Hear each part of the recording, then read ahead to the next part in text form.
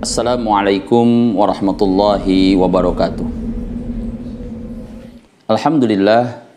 Alhamdulillahilladzi allafa baina qulubina fa asbahna bi ni'mati ikhwana. Asyhadu an la ilaha illallah wahdahu la syarikalah wa asyhadu anna Muhammadan abduhu wa rasuluhu la nabiyya wa la rasula ba'da.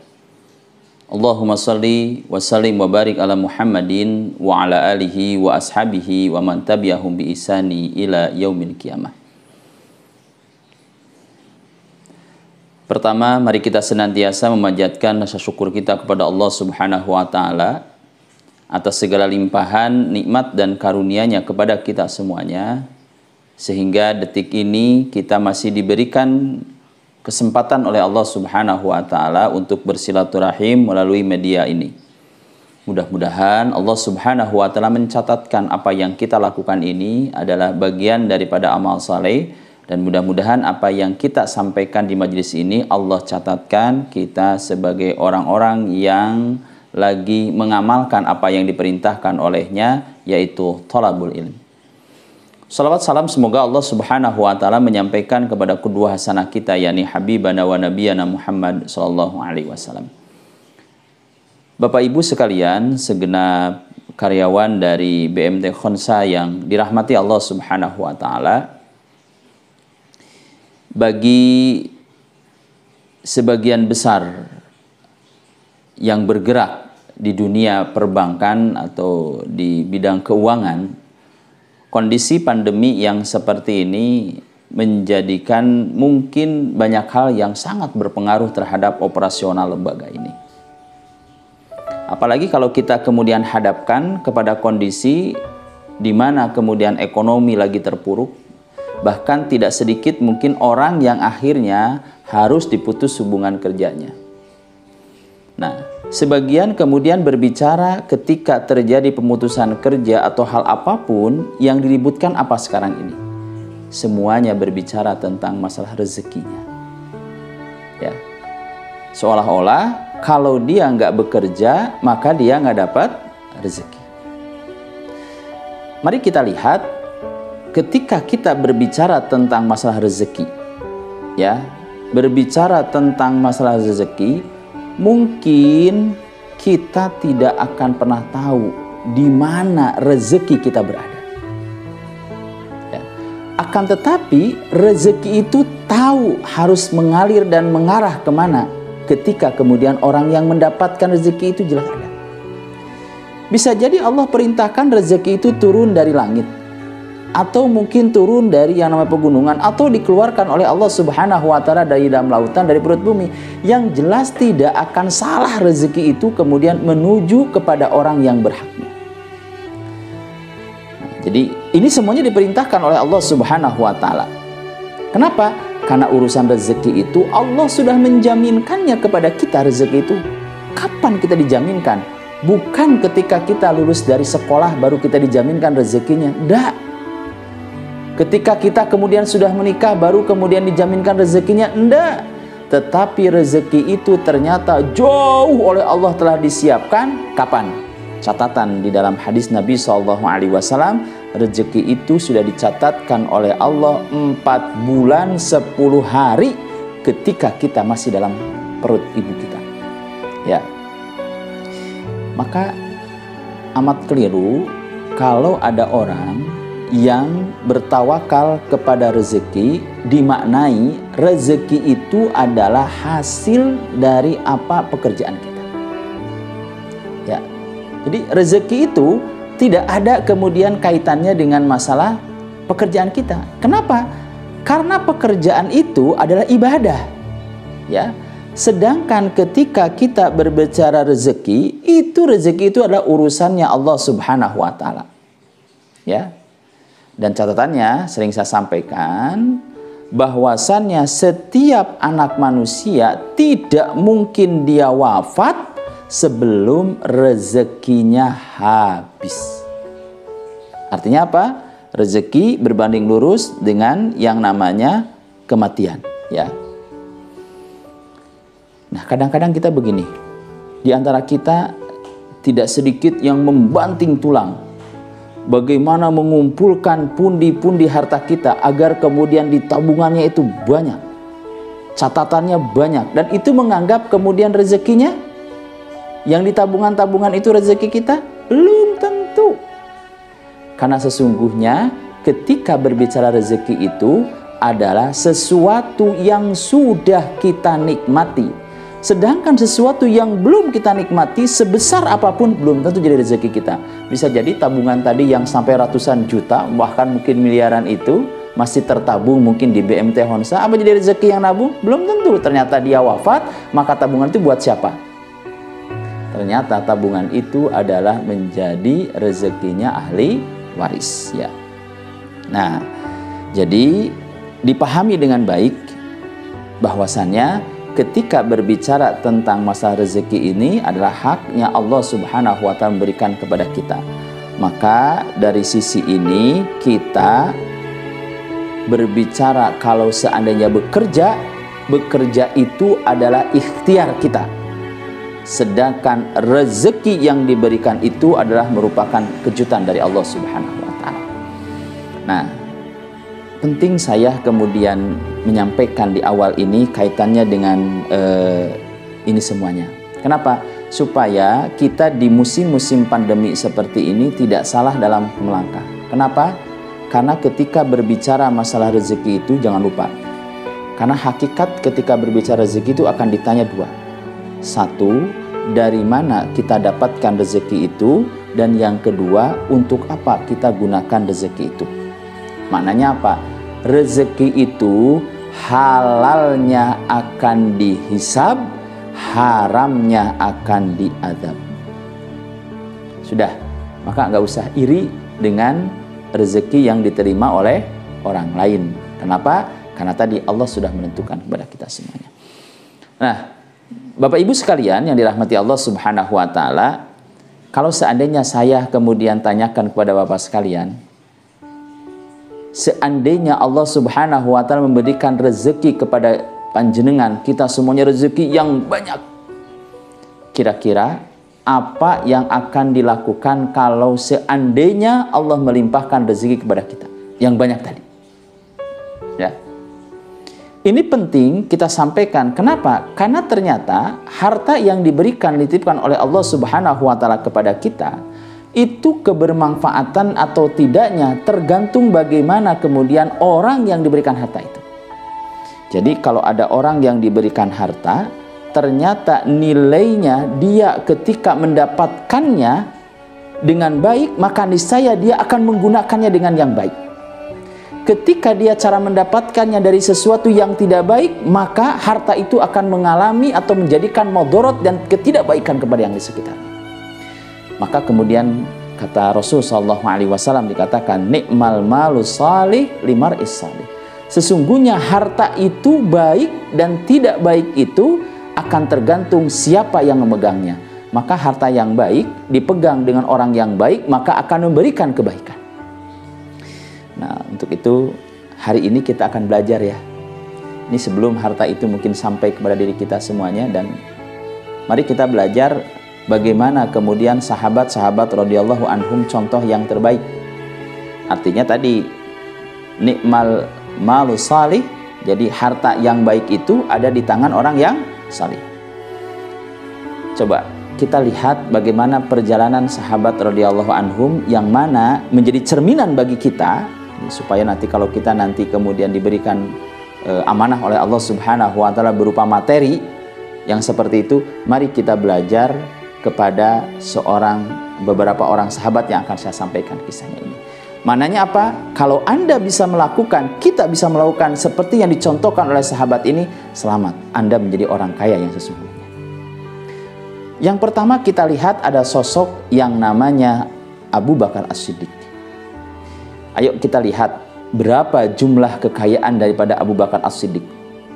Catatan sejarahnya, Abu Bakar As-Siddiq itu sebelum dia masuk Islam, itu catatan kekayaannya, beliau memiliki jumlah kekayaannya itu 40.000 dinar.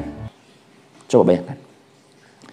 40.000 dinar itu perhitungannya 1 dinar itu nilainya sama dengan 4,25 gram emas. Ya. Jadi kalau dikurskan pada kita, 1 dinar itu sama dengan 4,25 gram. Nah, ukuran di kita, emas. Kalau hitungan sekarang, umpamanya 1 gram emas di Indonesia, harganya adalah hari ini berapa nih? Umpamanya 1 juta. Berarti 1 dinar itu kurang lebih 4 juta sekian. Ya. 1 dinar itu adalah 4 juta sekian. Taruhlah 4 juta. Maka dibayangkan berapa 40.000 dinar itu yang dimiliki, yang menjadi kemudian hartanya siapa? Abu Bakar itu. Luar biasa besar.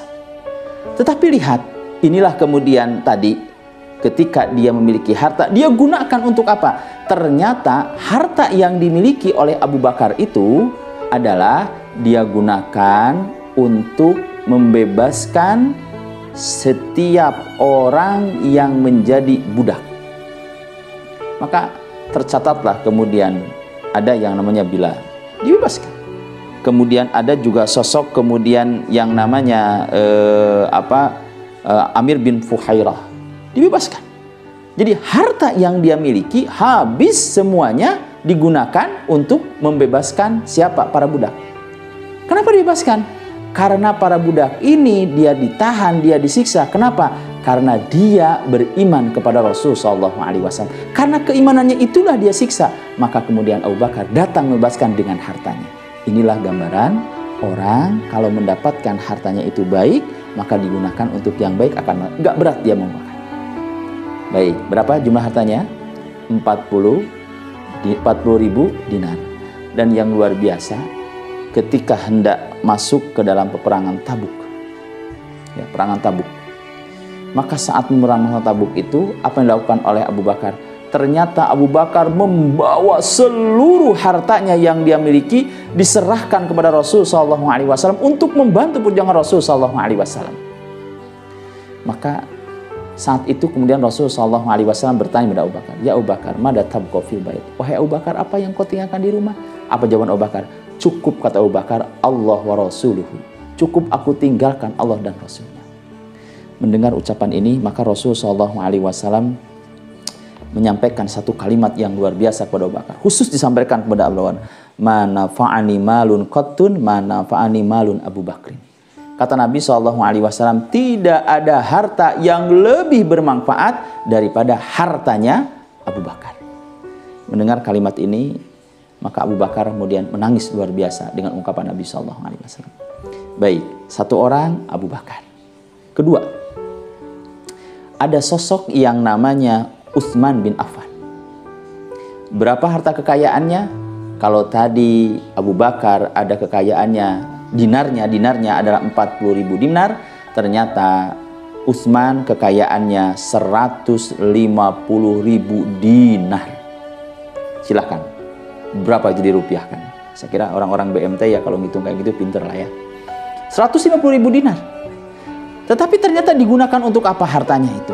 Ketika di sesuatu waktu orang-orang kaum muslimin ya, mereka kesulitan untuk mendapatkan air minum, dan di sana kemudian ada terkenal kemudian sumur Ramah milik orang Yahudi, yang mana dia punya kegiatan, orang Yahudi ini setiap ada orang yang butuh air maka dijual, butuh air dijual, butuh air dijual.